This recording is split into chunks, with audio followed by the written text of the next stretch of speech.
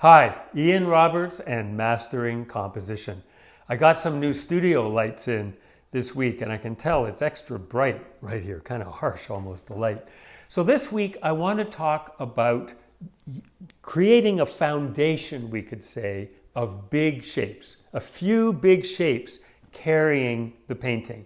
And of course there's nuances within them and smaller shapes within them, but it's really 4 or 5 shapes that form the foundation of the painting. So here's the image we're going to look at this week. And then here are the 4 main shapes: sky, trees, bush, and field. And then let's look at the structure, the compositional structure. So let's look at this. We've got a horizon, well, not a horizon, but a horizontal. We have a very definite vertical here, and then these 2 pathways leading up to here. We have a secondary one there. And then look at the pinks, and we'll call them grays, but they could go purple or whatever up there. That's where I want us to go, right here. But the main structure is going to be here.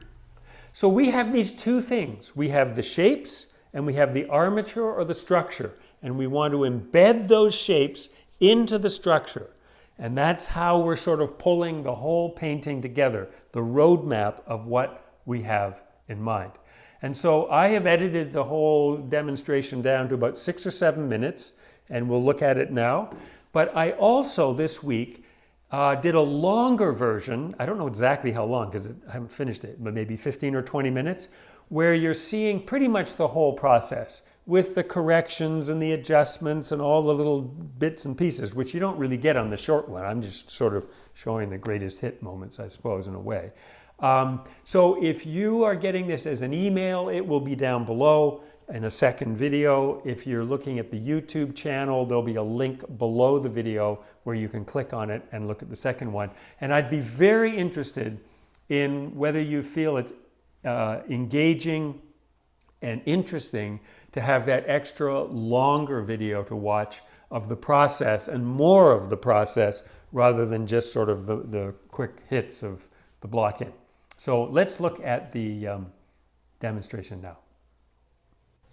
So I've just mixed yellow ochre and chrome oxide green and some white, and I'm just scrubbing it in with a little bit of turpentine. I'm making a very thin wash over that whole big shape, and then I'm going to have some darker color down at the bottom so that it's kind of gradating up, but it's very thin. There's a little bit of turpentine. You can see how thin it is, and then I'm just brushing it up like this because it'll start, you'll see it starts to kind of get that sense of an underpainting of just grasses and so on.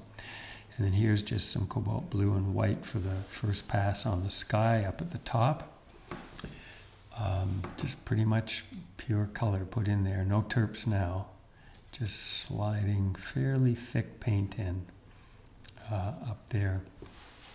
And then in this case I'm taking a little bit of phthalo green and some white, because as the sky comes down, it's getting almost green, and then eventually, you know, sort of yellow and in a sunset orange. So that shift to green, lighter, and just a little touch gives that sense of it starting to transition down as it gradates down to the horizon eventually.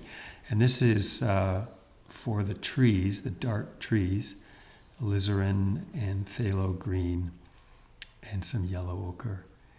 And it's pretty dark. I mean, I put a couple of touches of lighter color in it, but you'll see I'm working very slowly because I'm wanting to just paint it once. I'm looking at the image and kind of drawing the whole thing, figuring out where the next stroke's going to go.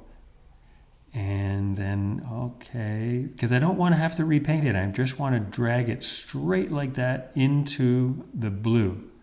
And so when I'm finished like that, I'm done, right?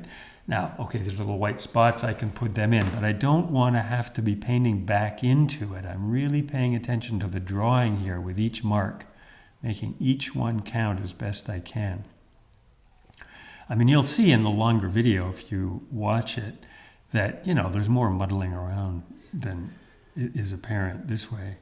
But this is the it's chrome oxide green and cad yellow deep, cad yellow light, probably a little cad orange and some yellow ochre. But this is going to be the bush.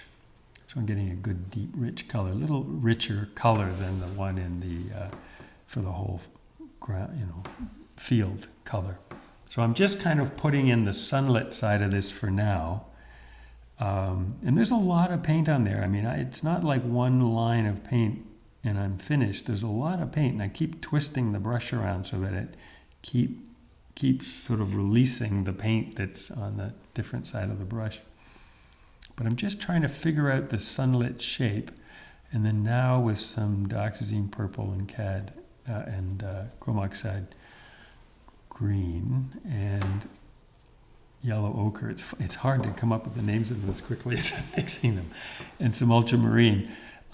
Blue, I get a real dark that's going to be not as dark as the trees, but the shadow side of that. And then I'm just pushing it up, making sure, I mean, you'll see if you watch the other one, that I am making sure that the sunlit side wraps around over top of the shadows afterward. But the big shapes of light and dark, I'm putting in this way. And then there's that sort of field of gray or grasses up at the top that's ultimately going to be where we go. And then I've put sort of an orange up into that, and then a slightly more intense green right here, because we're sort of working up to that point, so it's not really distracting. And then I'm getting some really good lights on the top edge of the bush.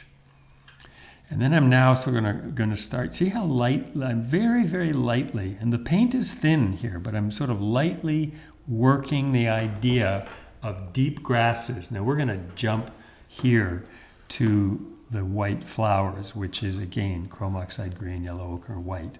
But it's a long way from white. You'll see as I put them in, they don't really jump out as white. They kind of look like flowers, but fall into the illusion. But you can see how much more work I've done there on the grasses beneath it, so that these few flowers kind of feel like they're just sitting in a field of deep grasses. And that's pretty much it. Few more, and the image is finished.